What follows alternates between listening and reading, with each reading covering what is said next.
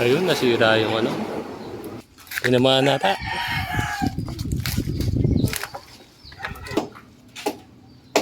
Baka tatama dun, no? Lona pa naman yung ano doon, no? Oh. Yun, no? Nasa pinaka-tore na siya. Huwag niyong gayahin to, mga bata. Mga professional na ano yan. Namumutol na mga matataas na puno. Kailangan na kasing tanggalin yan eh. Baka pag may dumating na malakas na bagyo, matumba sa mga bahay-bahay dito. Sa mga kuryente, mga ayan o, ang dami. Mga maputol, masira yung mga bahay dito. Dito pa naman sa amin o, yung old house. Malapit lang. Galing o. Pero safety siya, nakatali yung kanyang katawan dun sa ano, puno. Lakas pa naman ng hangin, no? Tapak ng nagpuputol na to. Yun!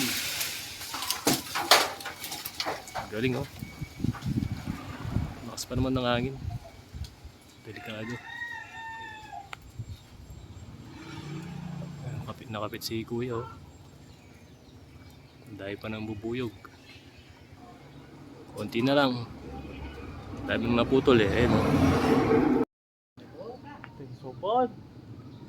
Ali, tumudya yan. Sopan takarintan? Ali, tumudya yan. Tumudya. Sagli, sopod de.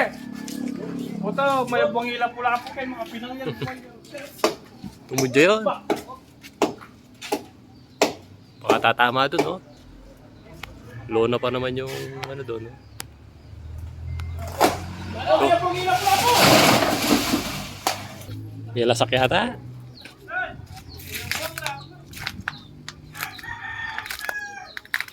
Lasak ya? Walang ano, nasira.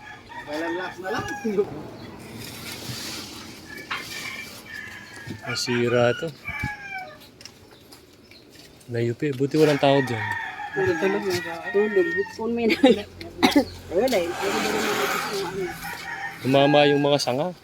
Oh, hindi naman yung malaki, yung ano lang. Yung dito, yung ano niya.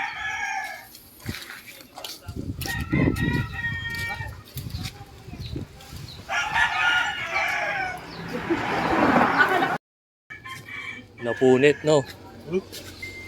Ito, namasak. Ayos lang. Buti na lang, ano? Buti na lang sanga.